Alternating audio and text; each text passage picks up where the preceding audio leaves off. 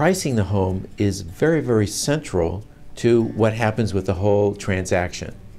Now, if you price the home too high, it neutralizes all the great marketing that we're going to do and actually works against you.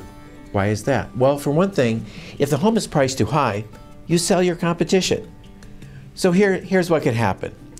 The potential buyer's agent comes through with her client. They look at the house, they love the house. But she says, this is a wonderful home, but it's $60,000 over the other house that we saw just the other day. And if they think this is, value, that other home is really a good value. Let's go back and put an offer on that house. They're not going to come to me and say, hey, do you think the seller will lower their price $60,000 to be in line with the other homes we've been looking at?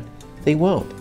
They will put an offer on there first, and if you're on the market for a long time, they're going to come in, instead of a smaller, more reasonable offer, they're going to come in with an offer that's a whole lot lower, and that can help produce a screwball offer. So the initial pricing is very important.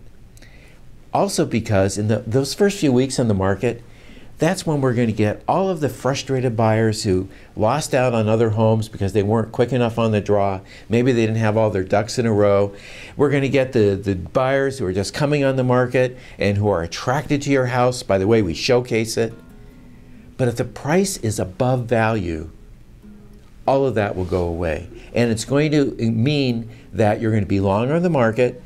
There will be an increase in your days on market. And in each listing, there's a little ticker in the right lower corner that says how many days your property's been on the market. And even if you change real estate agencies and go on with someone else, the number of days on market stays there. And if it's too much, in this market, if it's going to be 60, 90 days, 120 days, they're going to say, what's wrong? Now, am I saying we have to put your home on the market for the least price in order to get a buyer? Of course not. But the thing is this, all of the buyers and all of the agents share the same public information. In some cases, they'll know what you paid for the house. It's right there in the tax record. In other cases, they may not know, but they'll know recent sales, and at the end of the day, unless someone's paying cash, an independent third party, the appraiser, is going to have to agree with the terms of our contract. Otherwise, we won't be able to sell it for that price. So it makes a lot of sense to price it to begin with in the right way. Well, what is that? Our strategy is to price your home to sell in 45 days. This is a better approach than pricing it high and then kind of ratcheting it down. Why? Because, as I said before, in the first few weeks that you're on the market, you get this rush of buyers. And a good rule of thumb that I've seen over the 25 years in this business is that for every 10 showings to qualified buyers, you should get one offer. If you're not, something's wrong.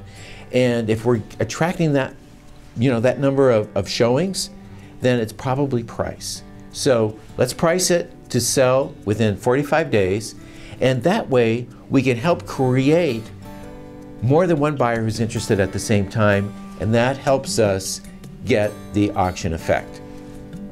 Now, if you're looking to just put your home on the market while you're deciding whether or not you're going to sell, we're probably not the team for you. But if you wanted to sell for the top dollar that the market will reward you with today, so that you can move on to the next chapter of your life and take advantage of those new opportunities that having a solid buyer will provide for you, then we're your team and we look forward to working with you.